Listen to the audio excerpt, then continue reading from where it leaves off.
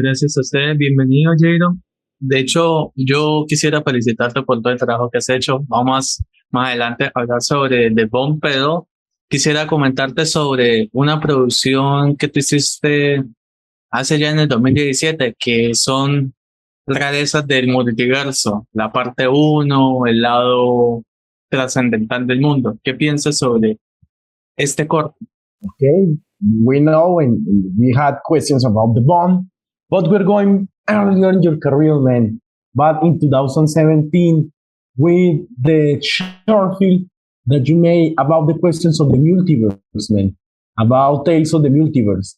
What can you tell us about this project in particular?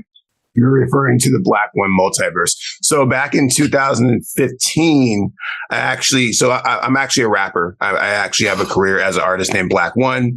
In 2015, I released a project called The Life and Death of Bleezy Dangerfield. And basically I introduced this new character that I was playing through not only my music, but also in music videos and short stories that I was writing. And essentially, that was the start of the Black One multiverse.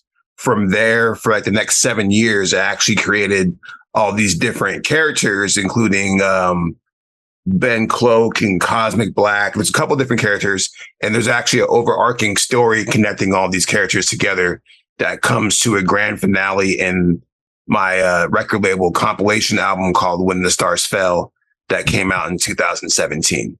Jhon nos está hablando que esto hace parte de su carrera como rapero, que de hecho fue una serie de personajes que él creo que vean la compilación de esos personajes que, pues, de esa carrera como tal. ¿Tienes alguna pregunta sobre ese aspecto? Sobre el rap, claro. De hecho, hay una, y tú complementarás.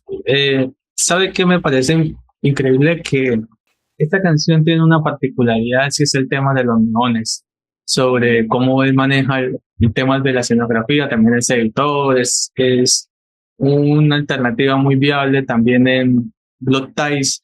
Entonces yo quisiera preguntarte sobre cómo ha sido la trascendencia suya en el rap fusionada con el cine, cómo ha visto los colores y todo, cómo ha sido Star Trek TV. Okay, that's a great question from Jhon, going with the part of your career as a musician, but also as a filmmaker.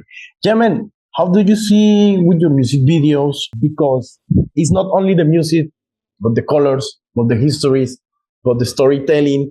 So tell us more about, how do you envision this rap career with your movies career? So around the same time that I started the Black One multiverse was around the same time I started my record label. And my record label was called Starstruck Multimedia. And essentially, that's when I coined the term a multimedia artist, which is what I actually call myself now. So as a multimedia artist, I actually operate in all forms of media, from music production, writing, video production, graphic design, et cetera, so forth.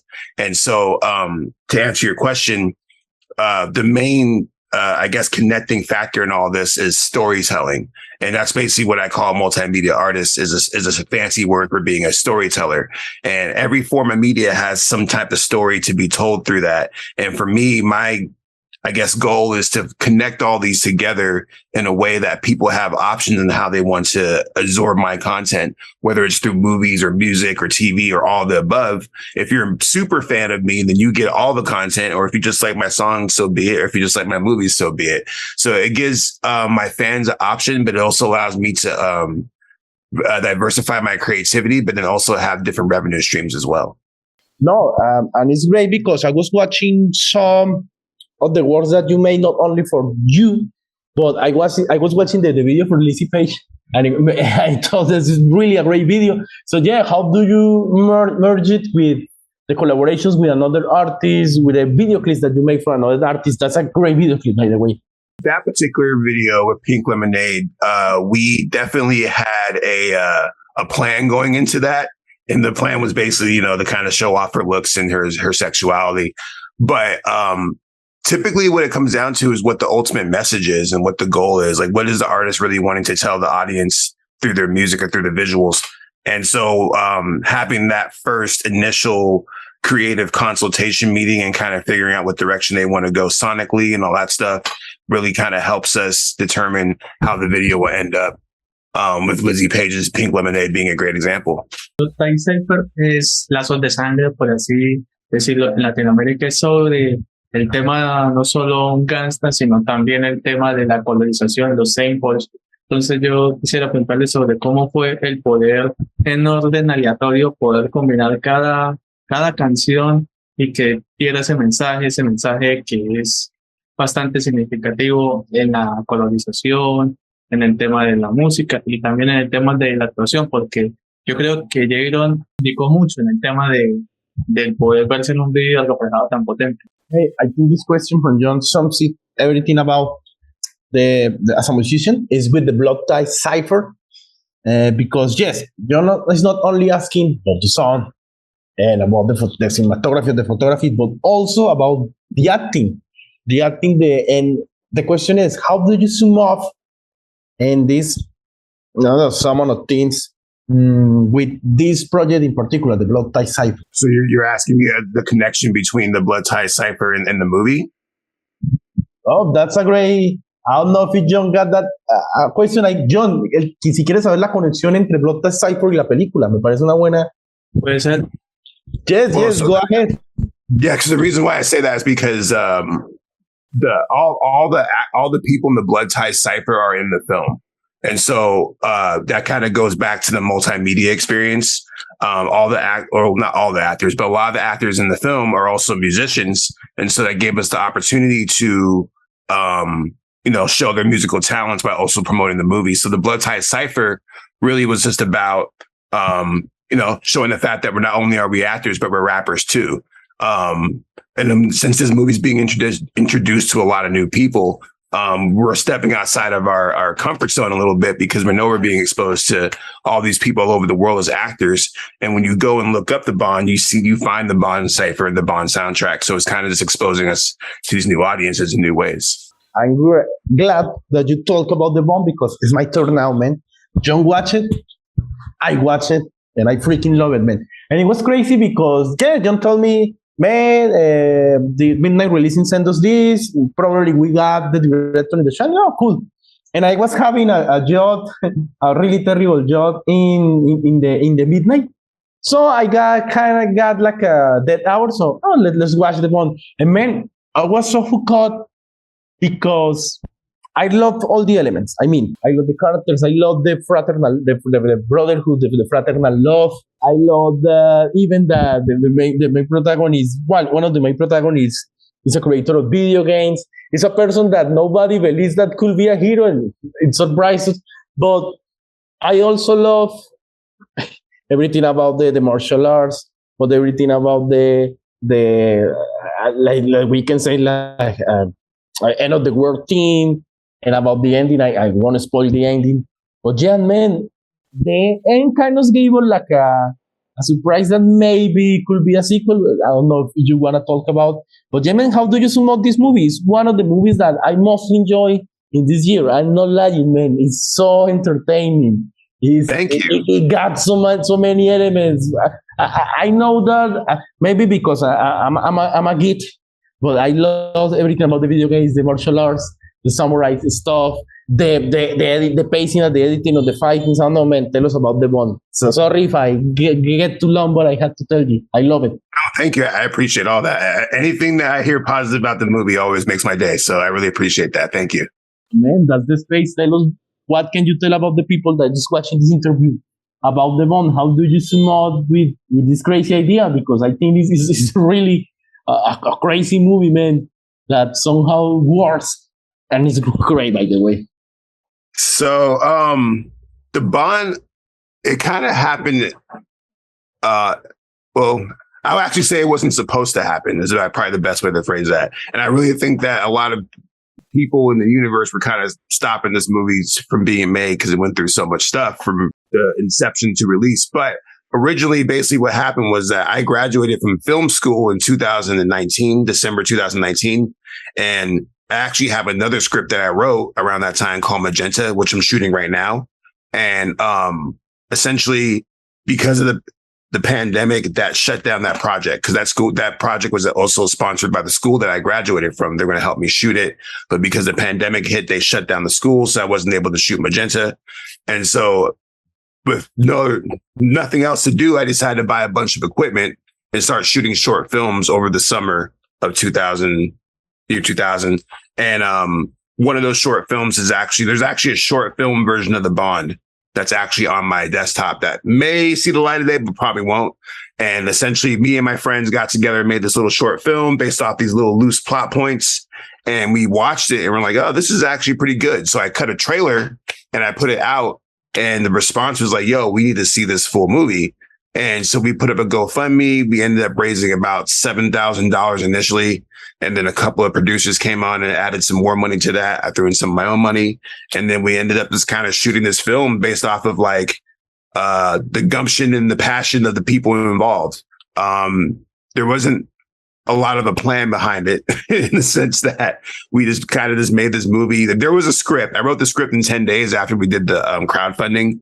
And from there, we just kind of just did it, running around the streets of Phoenix, Arizona, shooting in back alleys and train tracks and movie studios down the street, and just made it happen. It was all kind of powered by passion, really. So and we can see the passion, and thank you, because you asked me also about the train ways, the train routes. How would you say in English? The train tracks. The train tracks, man. Because, like I say, in fact, I have to ask you. There will be you are talking about multimedia, and when I see the scene of the video game, there will be maybe the one video game. I will play it, man. It will be a great RPG of action. And so the video game in that movie is actually my one of my friends and co-partners. Johnny Rubix is his name. You can actually go to his website. I think it's johnnyrubix.com, but he's far more talented than me. He's a musician and graphic designer and video game designer. And that's actually a game that he's been developing for the last couple of years called Hello Dreamer. And I don't necessarily want to pitch the game because it's his game, but it's about a guy who basically lives through dreams. It's a really, really cool concept. And what you saw in the movie was like literally like the first model of it. I know that he's way, way, way, way further down the road with the game now, but he's been sending me test versions of the game.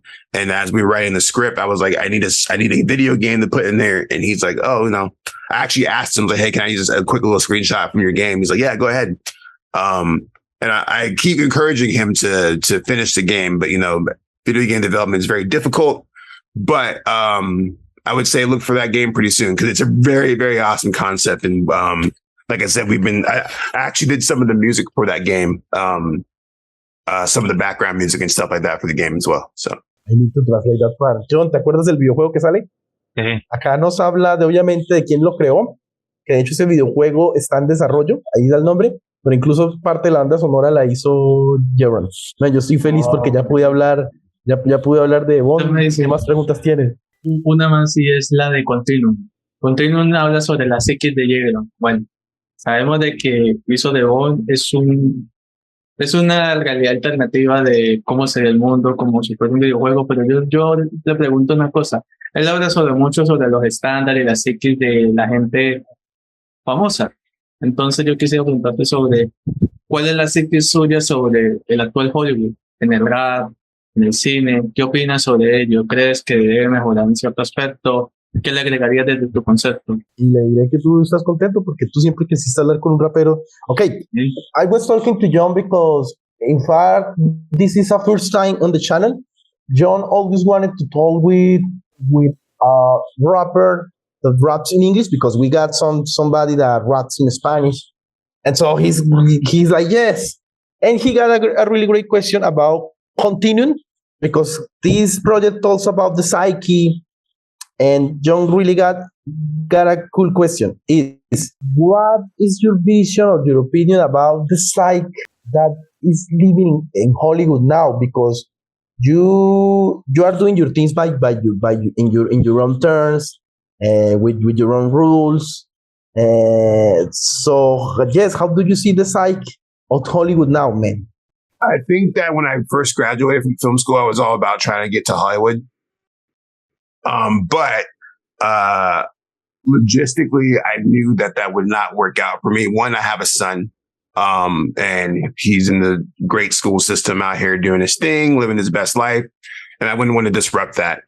Even though I live in Phoenix, Arizona, Hollywood's about 6 hours away. But the whole point is that, I'm a big proponent of serendipity and faith and like kind of things happening for a reason. And I believe that I was brought to Phoenix, Arizona in part because I'm kind of supposed to help the scene out a little bit in terms of making it a prominent entertainment hub. I believe that Arizona, it has the potential of being the next Hollywood or next Albuquerque. It just really takes the right people in the right positions to bring the attention.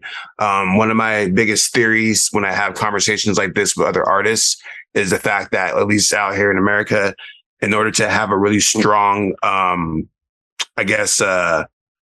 very lively community in the entertainment world, you have to have three factors, and that's a good sports team, a good film community, and a good music community.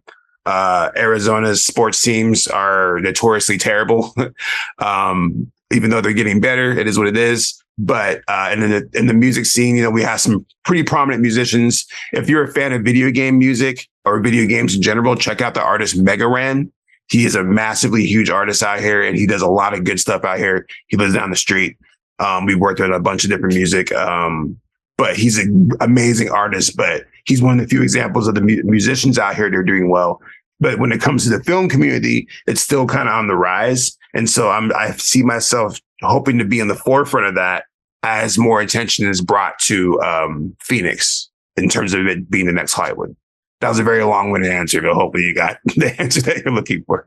No. In fact, I would like that you later share us the link from that musician. I was curious, and I was reading about musicians. Okay, I'm mostly a metal fan, so I reading about some bands from Arizona like Jess Flosson and Jetson, Cavalera Conspiracy. I didn't know that Alice Cooper was for there. But if you like metal, yes, just for a cowboy. You should check out Dropout Kings. Dropout Kings, and I will say this going on record, they're the next Linkin Park. Check them out.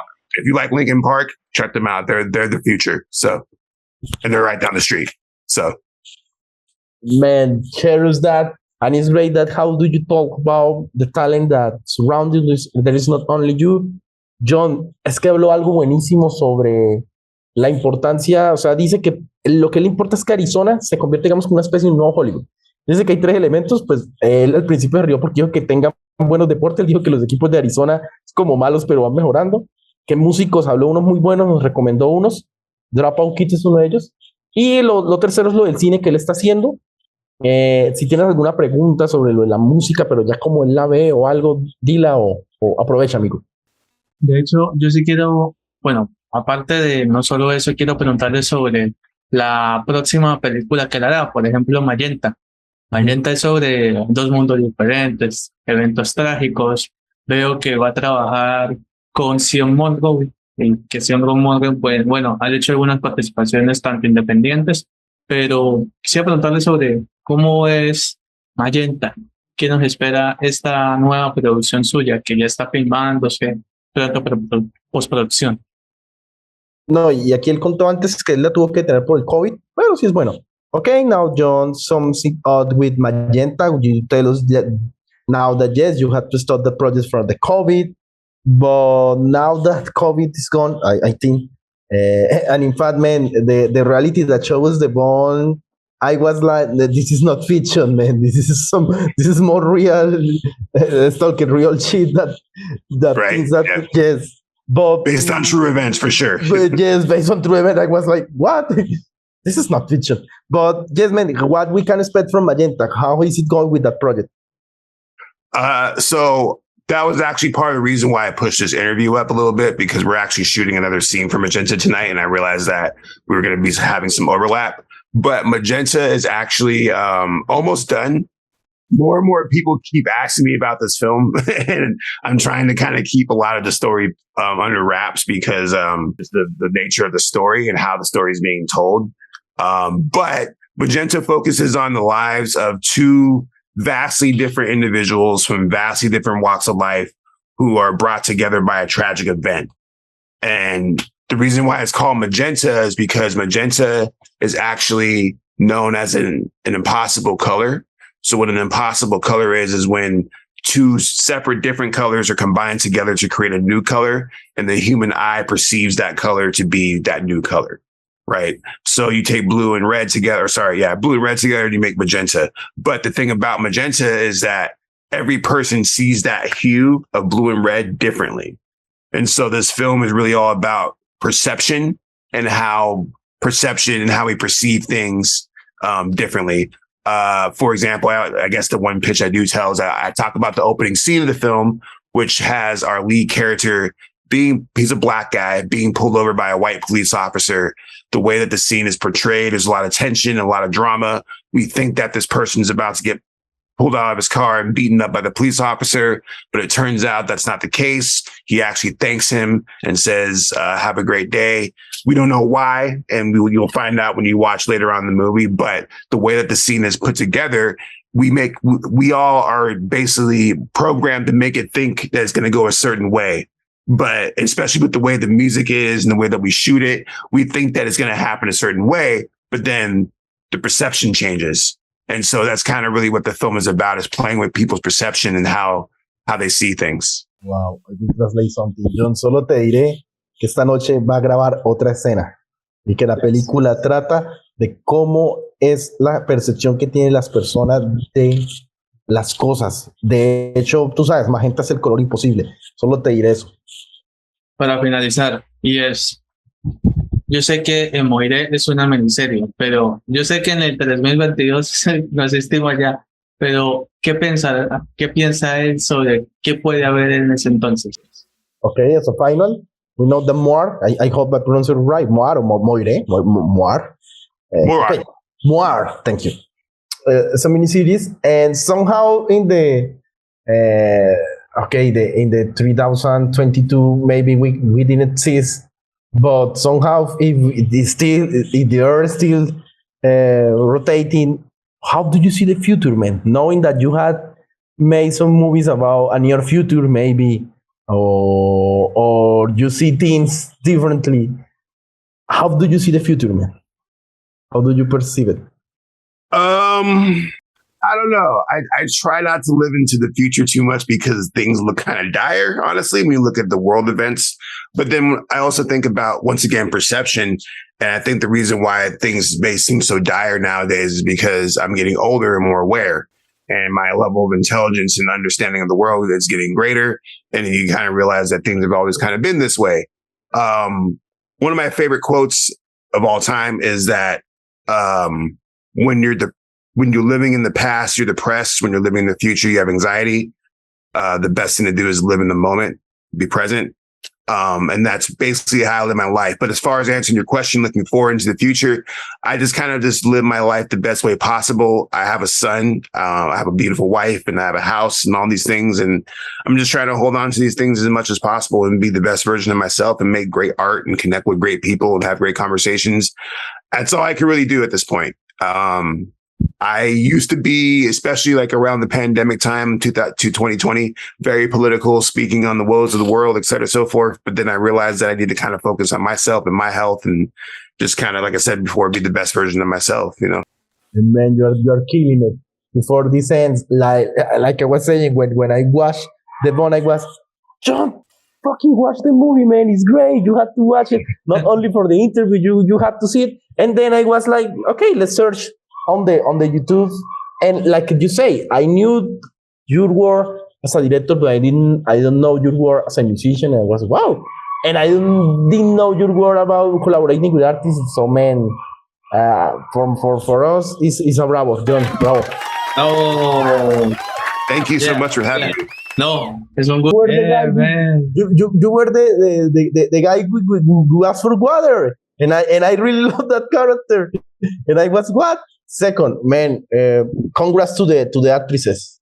They did an amazing work. And three, without the spoilers, man, I really love the colors that appears on the final scenes, man. That guy and then the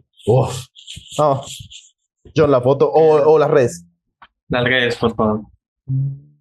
Before we take the final picture, the camera is yours, man. Tell your social media so people can follow you. No, invite people to watch the bond. If you have something to say or say hi to the channel, go ahead. Sure. First of all, thank you for this interview. I really appreciate you. This is actually probably one of my favorite interviews I've been doing on this run. You guys had a lot of interesting, unique questions that kept me on my toes. So thank you for that. I really appreciate that.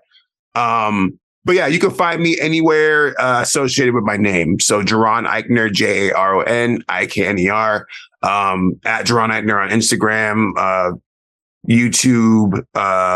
You can also go to my website, JaronIkner.com, which is probably the easiest because I have all my links on there and then also all my music and stuff like that. The Bond is on Amazon and Tubi right now. It's going to be on a couple more streaming sites here soon. And then we're also going to probably put it on YouTube here pretty soon. And then I'm working on a bunch of new stuff. I got a new Magenta coming here pretty soon. We're hoping for that to be released next year. I'm working on my next album as well as the next Starstruck compilation. And then I got just a lot of good, juicy stuff. So the best way to keep in touch with me is I'm a pretty chronic Facebook poster. So follow me on Facebook, Jaron Ikner. I post like 20 times a day. So, if you do follow me, be warned. And then also, just keep in mind that Starstruck Multimedia is the name of my label and my camp. We are gearing up for a bunch of cool stuff. I can't really speak about it publicly, but we got a lot of cool stuff in the works. And we also have a blog too called Quasar Cult, quasarcult.com, cult with a Q, QULT.com. And that's basically a news channel that has the latest news, gossip, music, et cetera, so forth. So, but you can share us later the link so Jhon can share it with this interview. And Jhon, ¿qué vas a decir algo?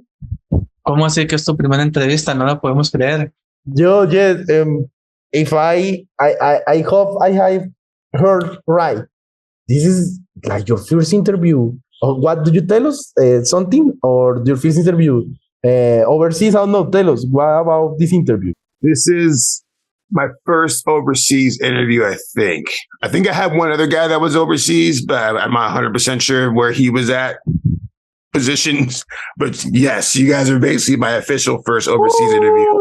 I actually wasn't even aware. I wasn't expecting this format, but like I said, I loved everything about this. Wow, you guys are awesome. Man. And the questions that you guys asked were crazy. So I appreciate that. No, thank you. And in fact, they invited us the last week to LA. But because the people that invited us thought that we were on LA, no, we are in Colombia. And in fact, we are in Cúcuta, a small city from Colombia. But I know that somehow the next interview will be presence, man. Talking, drinking some coffee or whatever. Sure. And man, the picture, we're going to take a picture. You guys have my contact information. So, if you guys are ever in Phoenix or in the area, hit me up and we can connect for a coffee for sure. Yes, man. Jhon dijo que cuando estemos en Phoenix algún día, que para lo que sea. Listo. No, lo que tú quieras, Jhon. No, de hecho, Jaron, gracias por esta maravillosa oportunidad. Gracias por aceptar el llamado y también por su disponibilidad. Y nos ha encantado tus videos musicales y gracias a Manera Gris y a Charlie. Okay, man. Thanks to you. We love your work and music and cinema. Of course, a bit thanks to Sherry, to My Night Releasing, to Summer Entertainment. And no, man, you're always welcome here. Thank you so much. I appreciate you guys. Thank you. My pleasure. You guys are awesome. Salute. Good day, bro. See you later. Thank you, man. Have a nice day.